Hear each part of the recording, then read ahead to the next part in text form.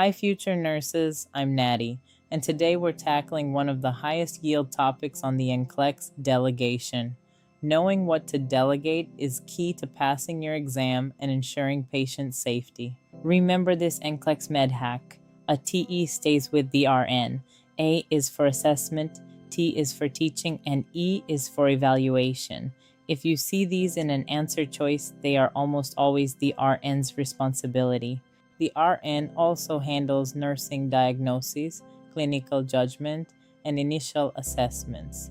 These tasks require the advanced training and critical thinking skills unique to the registered nurse. What about the LPN? They can administer most routine medications, reinforce teaching already started by an RN, perform sterile dressing changes, and monitor patients who are already stable.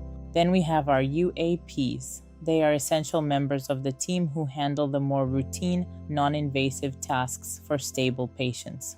UAPs can take vital signs on stable patients and assist with activities of daily living, like bathing, feeding, and ambulating.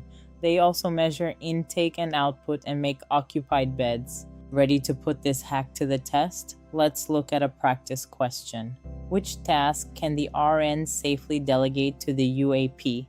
A. Teach a newly diagnosed diabetic patient how to use insulin. Or B. Assist a stable patient with bathing after breakfast. Think about your ATE hack. The correct answer is B. Teaching always stays with the RN. Remember, ATE stays with the RN. Keep practicing these med hacks, and I'll see you in the next lesson. Future nurse, you've got this.